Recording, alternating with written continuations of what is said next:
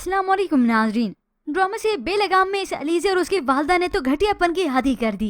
रमशा से उनकी नफरत इतनी बढ़ चुकी है कि पहले तो रमशा का नंबर लड़कों को दे दिया और फिर इन दोनों ने लेकर इस रमशा को किडनैप करवा दिया। किडनैपर से भरी हुई वैन गाड़ी के आगे रुकती है और रमशा को गाड़ी से जबरदस्ती निकालकर पिस्तौल के जोर पर वैन में बिठाकर ले जाते हैं। ये अलीज़े जानबूझकर रमशा को अपने साथ गाड़ी में ले आती है ताकि अपनी प्लानिंग को कामयाब बना सके।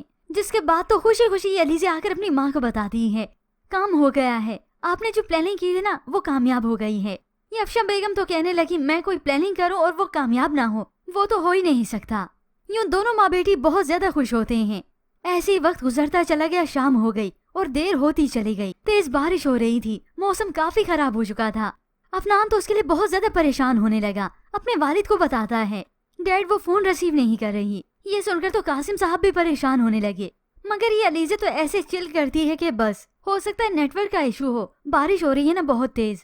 मगर कासिम साहब तो बहुत ज्यादा परेशान हैं कि अल्लाह खैर करे, ऐसे कैसे हो सकता है। अभी कासिम साहब की ये बात मुकम्मल भी ना हुई थी कि अफनान तो यहाँ से जाने की करता है, तो पीछे से फौरन से अलीज़े दौड़ती है कि ये ना हो ढूंढने ही चला जाए।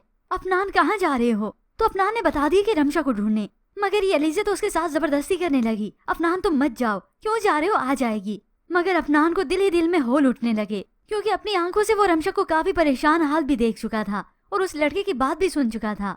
रमशा पर तो उसे यकीन है, मगर उसे लगता है कि वो मुश्किल में है। मगर अफनान अब इस अलीज़े को वार्न कर देता है कि अब तुम मेरे रास्ते में मत आना, क्योंकि इस वक्त मेरा दिल और दिमाग मेरे इख्तियार में नहीं है। और आखिर अफनान यहाँ से चला गया, जबकि दूसरी जानिब रमशा जिसे बेहोश करके एक वीरान से कमरे में ले जाते हैं और वहीं पर उसे बंद कर देते हैं। रमशा चीखती है, चिल्लाती है, मगर यहाँ पर उसकी फरियाद सुनने वाला कोई नहीं होता। यहाँ पर कासिम साहब अलग से परेशान हैं, वो तो पुलिस स्टेशन जाने का इरादा कर चुके हैं।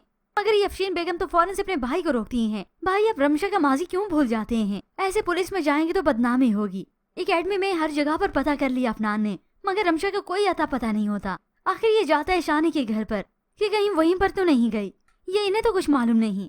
मगर जैसे शानी को मालूम हुआ इस सारे मामले का, वो तो अफनान का ये मजाक उड़ाने लगा। वैसे हैरत हो रही है और मुझे अफसोस भी, मुझे तो लगा था शायद तू ही उसका आशिक है, मगर यहाँ तो और भी हैं। ये सुनते ही अफनान तो उसे धमकी दे देता है, अगर रमशा के किरदार के बारे में एक लफ्ज भी और कहा ना, तुम्हारी जबान खींच लूंगा। ओ अच्छा, तो तुम्हें क्या लगता है मैंने चूड़ियां पहनी हैं?